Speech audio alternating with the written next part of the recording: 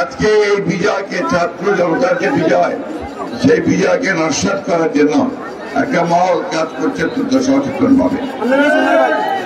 আমাদের মধ্যে আবার বিভেদ সৃষ্টি করার চেষ্টা করছে। আমাদের কিছু কিছু লোকের নামে বিভিন্ন রকম কথা বলে পত্র পত্রিকায় বিএনপির ভাবমূর্তি নষ্ট করার চেষ্টা করছে। এইখান থেকে সবাই বিরত থাকবেন।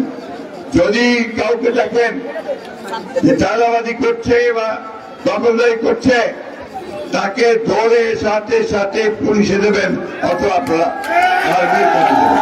এই ব্যাপারে আমাদের কোন রকমের কোন সুপারিশ থাকবে না। আমরা পরিষ্কার বিএনপির কোন লোক এটা করতে পারে না। আপনাদেরকে এটা প্রতিরোধ করতে হবে বন্ধুরা।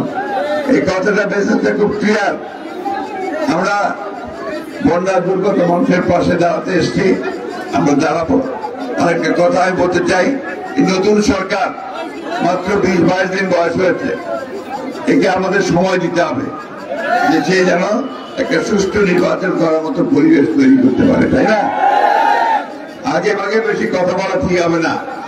সমস্ত রাজনৈতিক দলগুলোর সঙ্গে আলোচনা করে আমরা গিয়েছিলাম, আমরা বলেছি যে আলোচনা করে বসে সকলে যা চায় মানুষ সেইভাবে একটা নির্বাচনের ব্যবস্থা করতে হবে। কিন্তু দ্রুততার সঙ্গে জনগণের যে দাবি, জনগণের প্রতিনিধির হাতে ক্ষমতা তুলে দিতে হবে, জনগণের সরকারের হাতে ক্ষমতা দিতে হবে। আমরা আজকে বক্তব্য বাড়াবো না। আমার মায়েরা